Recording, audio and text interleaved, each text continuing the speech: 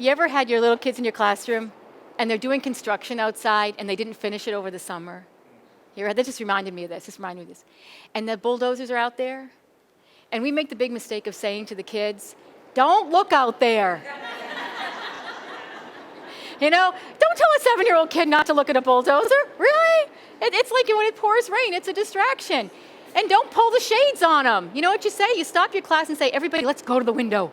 And we all go. And then 5 minutes later, we come back, we talk about the bulldozers, and we're done.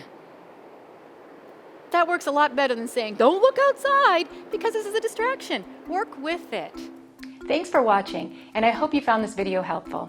If you did, make sure to like and subscribe so you never miss another video.